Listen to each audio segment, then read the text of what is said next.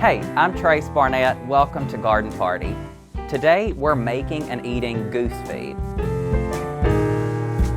Feed for us and not those feathered friends out back.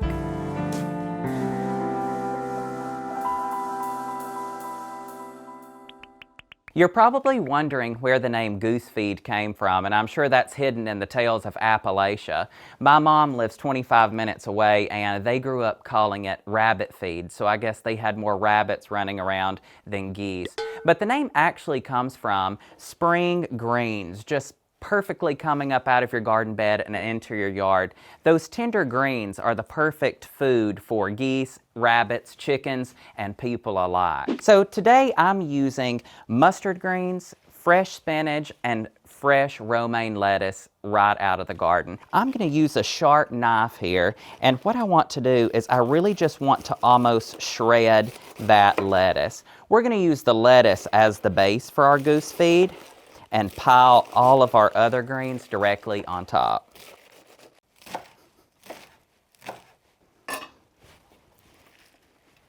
Throw that directly onto a large platter. We want this to just be like spring's bounty jumping at us as we assemble our goose feed here.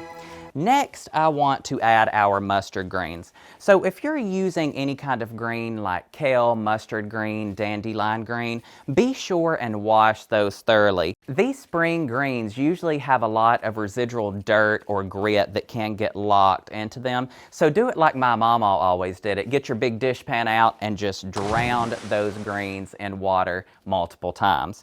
So to work with our greens here, I'm going to pull this away from the stem because we don't want the stem there. And then I'm simply going to rip it over our salad there. A lot of times with mustard greens and kales and other greens, it's easier to rip them rather than cut them, because if you cut them, what it's going to do is it's going to smush them in a way, and we don't want a soggy green on our goose feed. So now that we've layered our mustard greens onto our fresh romaine lettuce, I'm going to throw in some spinach. Another good option for this would be arugula if you've got that coming up in your garden as well. I love the colors of this as they come through. It looks like spring on a platter. You roughly need about 2 pounds of greens for this recipe, and of course that's going to vary depending on the size of your crowd, but I will say that you need to have more greens than you think you're probably going to need, because they do wilt up a bit when we pour our bacon jam on top. Now that we've got our spinach layered on top of our goose feed here, I'm going to sprinkle some green onions directly on top. Now you can't make goose feed without having green onions and radishes. So just loosely chop your radishes. I'm going to remove the top and the bottom of that, cut it in half. I'm going to cut that in half again, and then I'm just going to run my knife directly through that. Just a simple chop. I love radishes, so the more the merrier. I'm also going to use a few radishes here just for a little bit of garnish, because you know we like to make things pretty. Add those just to the side there. Now here comes the most important component of our goose feed. So traditionally in old Appalachian recipes, they would pour hot bacon grease and bacon drippings directly over the goose feed, almost like a wilted salad of sorts. But I'm going to upgrade ours just a tad by using bacon jam. Most of the recipes from Garden Party are old family staples that have like an updated twist. And that updated twist could be something where it's budget friendly, or it has a new flavor technique, or even a spice that maybe they didn't have 200 years ago.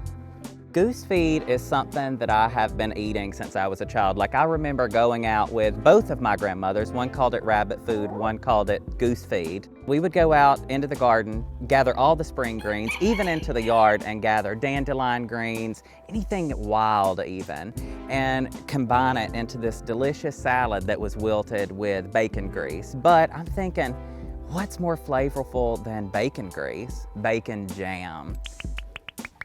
You're going to need roughly a pound or a pound and a half of good quality thick cut bacon. You want thick cut bacon because we don't want our bacon to disappear into our jam.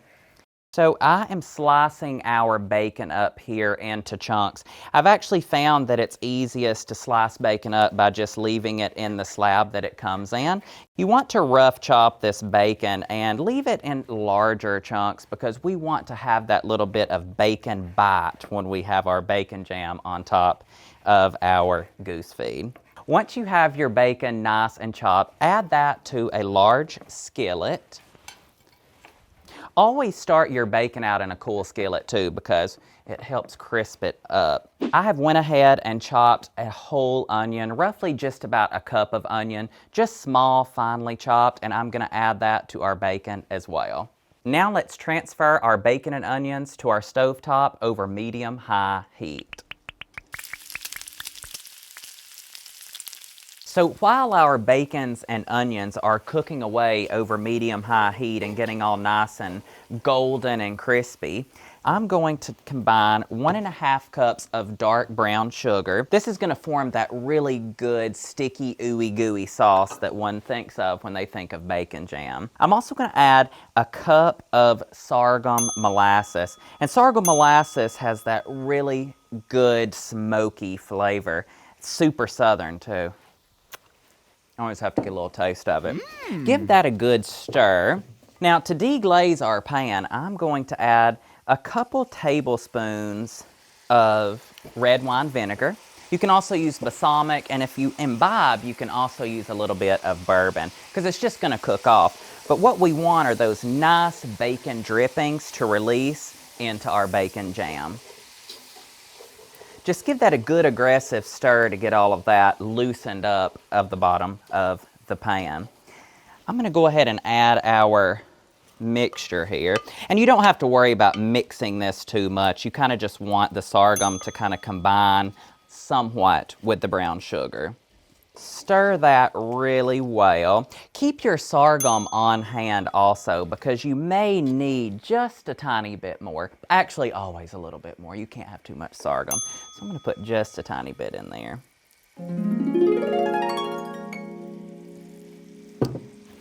Give that a good stir. After we've added our last bit of sorghum into our pot here, we're going to cook that over a medium heat for 8 to 12 minutes, just until all of that brown sugar dissolves, the bubbles start to form, and all of that sorghum turns into a nice syrup for our jam. I'm going to add just a pinch or two of black pepper, and we're ready to plate up. So while our bacon jam is still nice and hot to wilt those greens, let's plate this up. I'm going to plate it the old-fashioned way. So I'm going to take a little bit of corn pone here, just some fried cornbread. I'm going to take a little bit of this goose feed, actually a lot of this goose feed, and I'm going to pile that just right on top of that corn pone. I'm going to be stingy and get all the radishes and green onion too, so sorry for whoever else is eating this. And then this is the best part. Take that hot bacon jam and just put it right over those greens and that corn pone. I'll get a little of that juice there. Drizzle that amply over your greens. And what that's going to do is it's just slightly wilt the greens, just so. You can serve this as a salad side. You can serve it as a starter. You can add a protein and have it as a main meal. And I promise it's not going to turn you into a goose. Hasn't me anyway. Now's the best part. This might make me quack a little, or whatever geese do. Honk.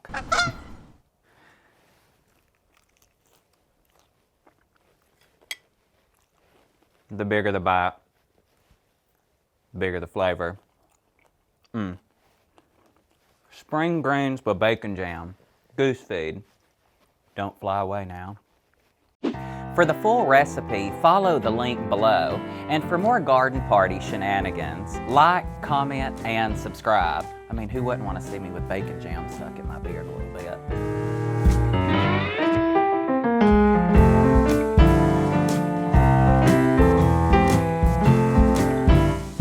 Hey, I'm Trace Barnett. I lost that, if y'all couldn't tell. Feed for us and not our other feather.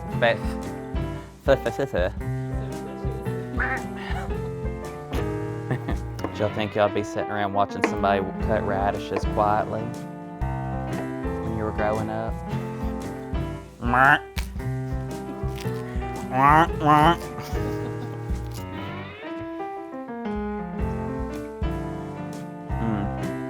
Now I know why them geese searched us out.